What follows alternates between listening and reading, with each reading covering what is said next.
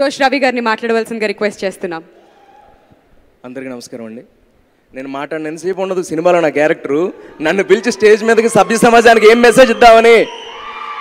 ప్రతి artist ఇంపార్టెంటేనని. But కాకపోతే ఒకటి, నాకు ఇది నా ఫ్యామిలీ ఫంక్షన్ అండి. అది మెయిన్ రీజన్ ఏంటంటే దిల్ రాజు గారు నా జీవితంలోకి ఉత్తరవిగా ఉన్న నా జీవితంలోకి జోష్ అవడానికి కారణం దిల్ రాజు గారు. ఆయన సినిమా, ఆ తర్వాత ఆయన బ్యానర్లో ఎన్నో సినిమాలు పనిచేశాను. ఇది మేబీ నాకు సెకండ్ హ్యాట్రిక్ ఏమో ఈ సినిమా.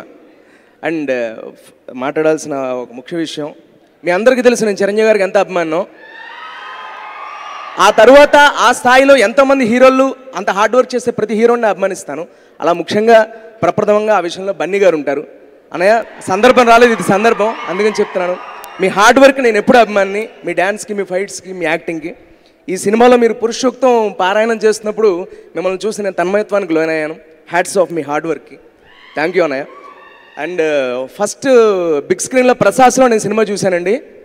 సినిమా చూడడానికి వెళ్ళాను అంతే, నాకేం వినపడలే. ఆ బాధపడి మళ్ళీ సెకండ్ షో శ్రీరాములు థియేటర్కి వెళ్ళాను, మాస్ థియేటర్లో. అప్పుడు బన్నీ గారు అక్కడికి వచ్చారు, అప్పుడు ఏం వినపడలేదు. మళ్ళీ ఇంకోసారి చూడాలి, అది నా సమస్య. Thank you. Thank you so much Ravi garu. Thank you so much. Thank you sir, thank you so much. Well, sorry sir, నాకు అవకాశం ఇచ్చిన హరీష్ శంకర్ గారికి సభాముఖంగా థ్యాంక్స్ చెప్పుకోండి. Thank you so much. బాగి వినిపించని వాళ్ళ